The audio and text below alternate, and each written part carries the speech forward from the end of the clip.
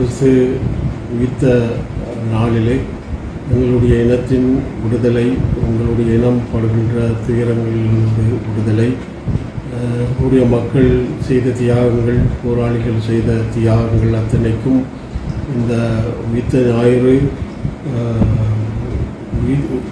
ஞாயிறு சார்பாக இயேசு பிரான் உயிர்த்த அந்த நாளிலே எங்களுடைய மக்களுடைய துன்பங்கள், துயரங்கள்,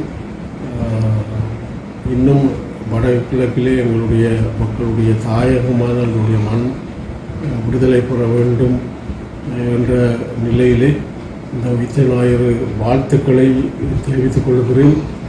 எங்களுடைய மக்களுடைய அனைத்து துன்பங்களும் இந்த நாளிலே இறைவன் ஆசியோடு ஒளிந்து போக வேண்டும் என்று பிரார்த்தித்திருக்கிறேன். உயிர்த்த ஞாயிறு அன்று எங்களுடைய கிறிஸ்தவ மக்களும் ஏனைய மதங்களை சார்ந்த மக்களும் படுகொலை செய்யப்பட்ட வரலாற்றை நாங்கள் மறக்க முடியாது.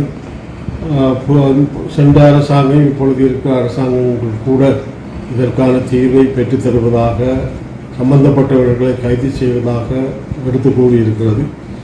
ஆனாலும் இந்த அரசாங்கத்தை பொறுத்தமட்டிலே சில விசாரணைகளை மேற்கொள்கின்ற நிலைமை காணப்படுகின்ற அதே நேரத்திலே காலதாமதம் ஏற்பட்டிருக்கிறது.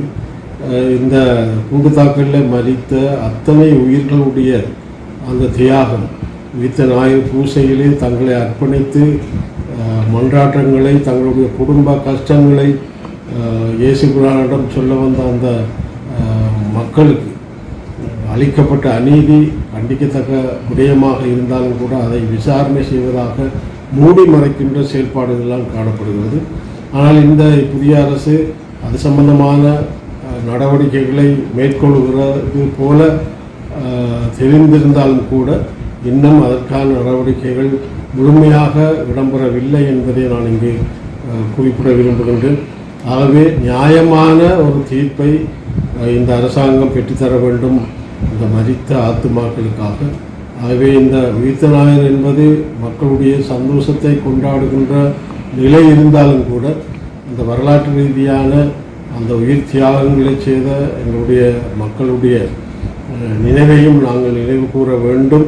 அந்த வகையிலே இந்த உயிர்த்த ஞாயிறு தினமாகிய என்று ஒரு நீதியான, நேர்மையான, சம்பந்தப்பட்டவர்கள் கைது செய்யப்பட்டு தண்டனை வழங்கப்படுகின்ற ஒரு ஆண்டாக இது அமைய வேண்டும் என்ற ரீதியிலே புதிய அரசாங்கத்திற்கும் ஒரு வேண்டுகோளை விடுக்கின்றோம்.